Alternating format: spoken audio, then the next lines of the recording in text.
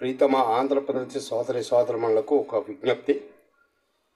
సోదరులారా, ఈరోజు మన మాజీ ముఖ్యమంత్రి గారు, మన డిప్యూటీ సీఎం పవన్ కళ్యాణ్ గారు, వారు ఇరువురు కూడా ఈ రాష్ట్రంలో వాడుతున్నటువంటి భాష, ఆ వేషాలు, ఆ మాట తీరు కింది శ్రేణుల్లో ఆయా వర్గాల వారిని మరింత వారి మీద ఆ ప్రభావం పడుతుంది.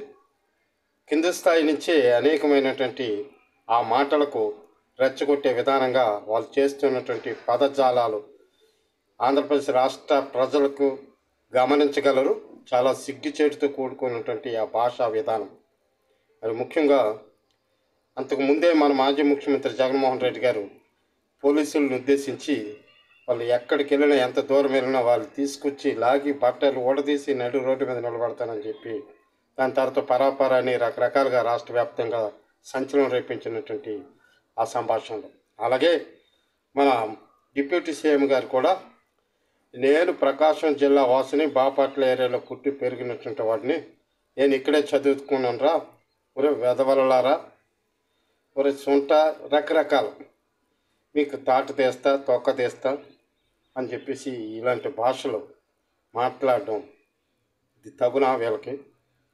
ఈ రాష్ట్రాన్ని ఏలే పెద్ద మనుషులు. ఇలా అయితే మరి గతంలో కూడా మరి కీర్తిశేషులు వైఎస్ రాజశేఖర రెడ్డి గారు, మరి ఇప్పుడు ఉన్నటువంటి మన ముఖ్యమంత్రి నారా చంద్రబాబు నాయుడు గారు ఎన్నిసార్లు, ఎన్ని రకాలుగా, ఎన్ని బూతులు తిట్టుకోవాలో ఒకసారి ప్రజలు గమనించండి. ఒకే ఒక్క మాట సంచలనమైపోయింది. అసెంబ్లీలో నీ తల్లికి పుట్టకపోతుంటే బాగుండు అన్న మాట రాజశేఖర రెడ్డి గారు చంద్రబాబు నాయుడు మీద ఆ మాట ప్రయోగించడం వల్ల రాష్ట్ర వ్యాప్తంగా సంచలనమైపోయి చాలా విమర్శలకు దారితీసింది. అలా అంటే అంత శుద్ధిమెత్తనైనటువంటి ఒక్క మాటకే అంత రాష్ట్ర వ్యాప్తంగా రాధాంతం జరిగినప్పుడు వీళ్ళేమో మరి మన డిప్యూటీ సీఎం దద్దమ్మ, ఎదవలు, మీకు అది చేస్తాను, ఇచ్చేస్తాను, నేను ఇంత నానంత అని చెప్పేసుకొని అంత బిగ్గరగా కేకలేస్తూ ఉన్నారు. మరి తగుదనమ్మని చెప్పేసి మనం మాజీ ముఖ్యమంత్రి జగన్మోహన్ రెడ్డి గారు కూడా అదే పందాన్ని ఎంపిక చేసుకున్నారు.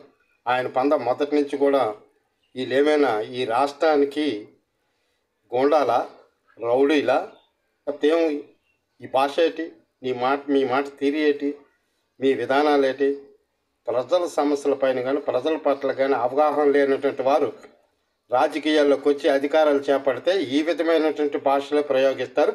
అందువల్ల రాష్ట్రంలో ఉన్నటువంటి ఆయా వర్గాల ప్రజలు కూడా దీని మీద తిరుగుబాటు చేస్తూ వాళ్ళు అదే భాషను అనుసరిస్తారు. కాబట్టి ఇది మార్చుకోవాలి మీ విధానాలు.